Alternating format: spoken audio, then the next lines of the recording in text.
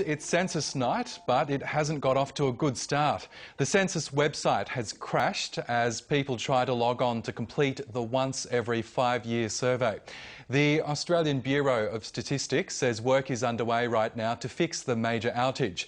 The ABS had encouraged people to complete the mandatory survey online instead of using a paper form.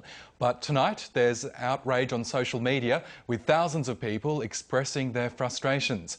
The ABS has previously said its servers can handle 1 million form submissions per hour. Siobhan Hinu is monitoring this situation and joins us live now from Canberra.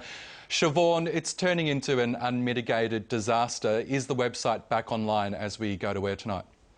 Well, it's not online right now, Oscar. It seems to have buckled completely under the pressure, as many people are kind of joking on social media. It's a case of computer says no, but this is just the latest in a kind of line of disasters for the team behind the census this week.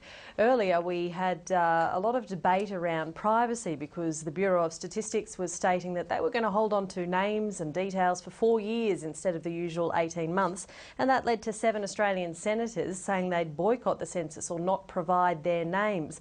And then tonight, this was of course meant to be the first really digital census. Most people were being encouraged to do it online instead of the traditional paper form, and in fact the Bureau predicted that 2/3 of all Australians would complete their census this way, but by about 8 p.m. this evening, in fact, both the census and the Bureau of Statistics websites had crashed, and that's when the outrage really started flowing on social media. I must point out there were a couple of people who said they managed to get on and submit their forms, but many were very frustrated that they couldn't log on at all, or perhaps even more annoyingly, they completed the survey, which takes about 15 to 30 minutes, and then they found that they couldn't submit their form.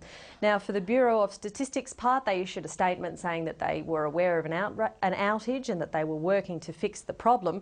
It must be noted that the Bureau spent hundreds of thousands of dollars in the lead up to this census on things like testing the load abilities of the websites, and as you say, they promised us that the server could handle up to 1 million form submissions per hour.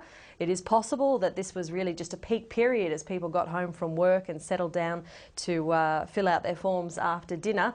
But the ultimate message from the Bureau is that anyone who hasn't been able to fill out the census tonight won't be facing a fine or any other kind of penalty, and in fact you'll have until later in September to fill out your form.